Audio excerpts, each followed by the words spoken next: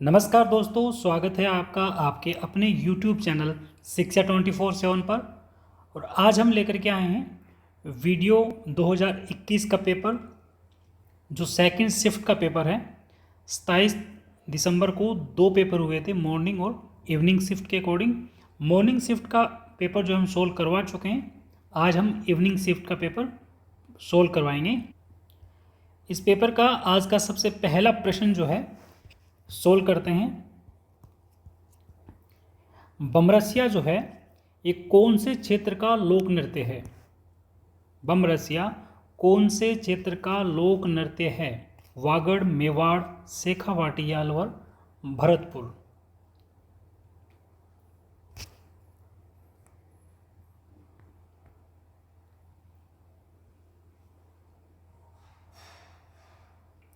तो आप जल्दी से जवाब देंगे। बमरसिया जो है ये अलवर भरतपुर क्षेत्र में किया जाता है और होली के अवसर पर किया जाने वाला नगाड़ा के साथ किया जाता है ये, और जो गीत गाए जाते हैं उसे रसिया कहते हैं। ठीक है, तो बम कौन हुआ? नगाड़ा, और जो गाया जा रहा है गीत वो रसिया, तो बम रसिया। अगला प्रश्न, राव जेतसिरो छंद की रचयिता हैं बिठू सुजा, चंद बरदाई, सूर्यमल मिश्रण या मोहनोद नैन्सी। राव जेतसिरो छंद। सबसे पहले तो आपको पता होना चाहिए कि राव जेतसिरो छंद में क्या लिखा गया है।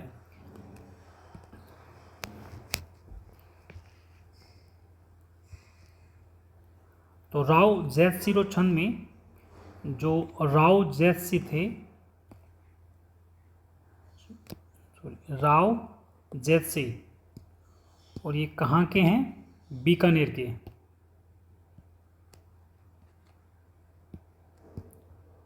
एक मिनट, कहाँ के हैं? बीकानेर के। इनका युद्ध होता है हुमायूं के भाई के साथ। हुमायूं के भाई के साथ, नाम है कामरान, और ये हुआ था 1541 ईस्वी में।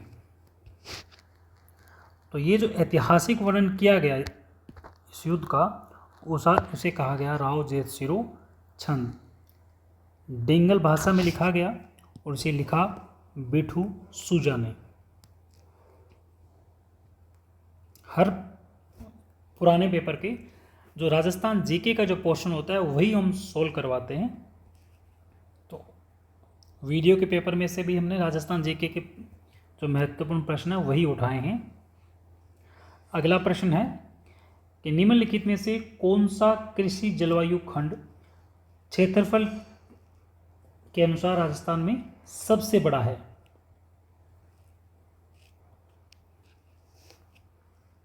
तो राजस्थान में जो एग्रो क्लाइमेट जोन है ये कुल 10 हैं, जिनमें से नाम है अति शुष्क आंशिक सिंचित क्षेत्र। ठीक है, जिसे बोलते हैं फर्स्ट सी। ठीक है, अति शुष्क आंशिक सिंचित क्षेत्र ये राजस्थान का सबसे बड़ा कृषि जलवायु क्षेत्र है। ठीक है, और सबसे छोटा फोर्थ बी, सेकंड बी नहीं, फोर्थ बी सबसे छोटा। ठीक है, और सबसे बड़ा फर्स्ट सी। नाम है अति शुष्क आंशिक सिंचित क्षेत्र। अगले प्रश्न पर जाने से पहले एक छोटी सी न्यूज है आपके लिए कि ये जो पेपर हम सोल्व कर रहे हैं, ये पूरा पेपर अगर पीडीएफ फॉर्मेट में आपको डाउनलोड करना है विद सॉल्यूशन, तो डिस्क्रिप्शन में हमारे एप्लीकेशन का लिंक है। जैसे आप ऐप डाउनलोड करोगे, ऐप डाउनलोड करने के बाद सबसे नीचे एक फोल्डर है, ठीक है, जो सोलोड पेपर नाम से है।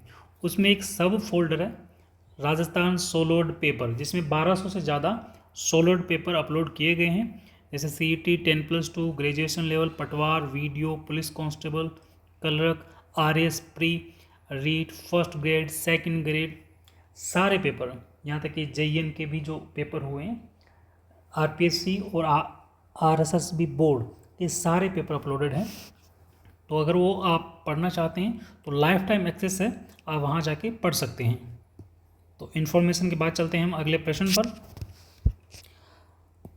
लोक देवता जिन्हें ऊंटों के देवता के रूप में पूजा जाता है, ठीक है, ऊंटों के देवता के रूप में कौन से लोक देवता को पूजा जाता है? रामदेव जी, तेजा जी, देव नारायण जी या पाबू जी? तो ऊंटों के देवता के रूप में जो है वो पाबू जी को पूजा जाता है, और पाबू जी को 14वीं शताब्दी से ऊंटों के देवता के रूप में पूजा जा रहा है। याद रखना, जब ऊंट किसी बीमारी से ग्रस्त होते हैं और वो जो उनके मालिक हैं ऊंटों के, वो फिर पाबू जी की पूजा अर्चना करते हैं, और जब बीमारी दूर हो जाती है तो पाबू जी की फड़ पढ़ी जाती है, ठीक है, पाबू जी की फड़ याद होगा। कौन पढ़ते हैं? भोपे पढ़ते हैं। और कौन सा वाद्य यंत्र यूज करते हैं? रावण हत्था। अगला प्रश्न, नारियों द्वारा शिकार करते हुए चित्रण किस चित्रकला शैली की विशेषता है? नारियों, है ना, नारियों द्वारा या नारियों को शिकार करते हुए दिखाया गया है। जल्दी से आप जवाब देंगे कि कौन सी चित्रकला शैली में महिलाओं को शिकार करते हुए दिखाया गया है?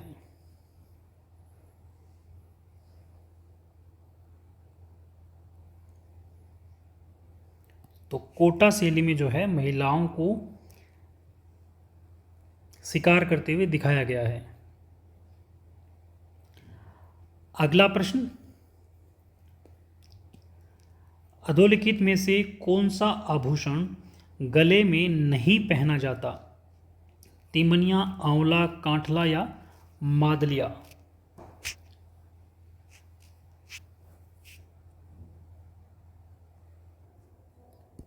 तो अब इनमें से जब देखते हैं ना कि तिमनिया जो है ये गले में पहना जाने वाला आभूषण है, आंवला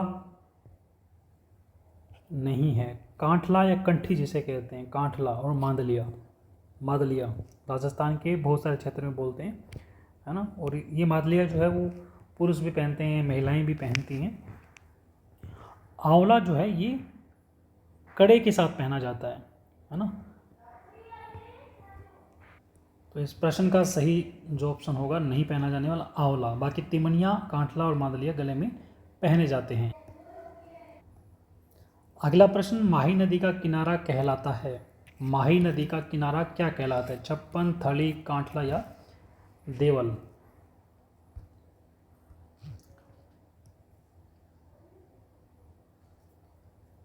तो माही नदी का जो किनारा है वो कांठल क्षेत्र कहलाता है, और कांठल कहाँ पड़ता है? प्रतापगढ़ जिले में। ये नदी कांठल की गंगा भी है, कांठल की गंगा। अगला प्रश्न, राव रायसिंह को राजपूताने का कर्ण किसने कहा? राव रायसिंह को राजपूताने का कर्ण कहा मुंशी देवी प्रसाद, गंगानंद, मैथिल, बिठू सूजा या चिंतामणि भट्ट? तो राव रायसिंह जो है इनको अपनी दानवीरता और अब उनके युद्ध कौशल के लिए ना, ठीक है, युद्ध कौशल के लिए मुंशी देवी प्रसाद ने ये उपाधि दी थी राजपूतों का कर्ण, ठीक है, या राजपूताने का कर्ण। अगला प्रश्न, 1857 की क्रांति के समय भरतपुर रियासत में ब्रिटिश पॉलिटिकल एजेंट कौन था? भरतपुर में पॉलिटिकल एजेंट सोवर्स, मॉरिसन, बर्टन या मेसन? तो भरतपुर में 1857 की क्रांति के समय ना मॉरिसन थे।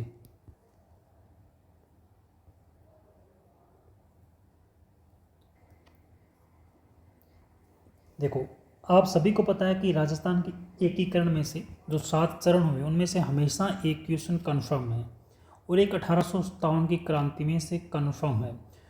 जब आपको सब कंफर्म है कि कौन सा क्वेश्चन कहाँ से बन रहा है, तो कुछ चीज़ें आपको याद रखनी चाहिए, चाहे आप रट्टा लगा के ही क्यों ना करें।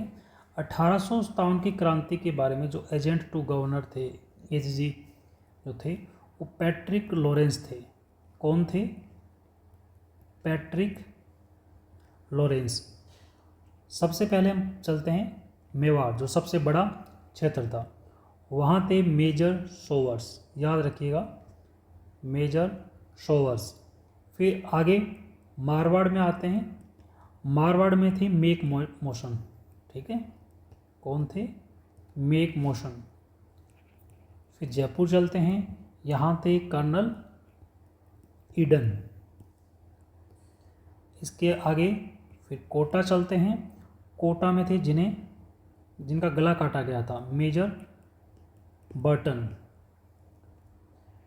फिर चलते हैं भरतपुर, जो हमने अभी पढ़ा, मॉरिसन। और सिरोही में थे उस टाइम जे.डी. होल।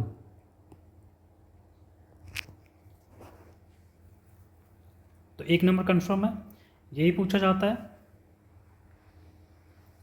सबसे पहले कहाँ हुआ ये भी आपको पता है। फिर उसके बाद का जो टाइम है बहुत कम पूछा जाता है। ये जो लिस्ट है ये बहुत बार रिपीट होती है। इतने 7-8 नाम याद करने से अगर आपको 1 नंबर मिलता है तो याद कर लेना चाहिए। तो दोस्तों कल मिलते हैं वीडियो के 3rd पेपर के साथ में। तो आपको ये पूरा पेपर कैसे डाउनलोड करना है हमने डिटेल से बता दिया है। डिस्क्रिप्शन में एप्लीकेशन का लिंक है और ये उसका प्रोसेस है। तो अगर आपको वीडियो अच्छा लगा है तो वीडियो को लाइक ज़रूर करके जाएंगे। अगर आपका कोई सुझाव, हमारे लिए कोई प्रश्न है तो कमेंट में बताएंगे। मिलते हैं अगले वीडियो में, तब तक आप पढ़ते रहिए, बढ़ते रहिए। जय हिंद, जय राजस्थान।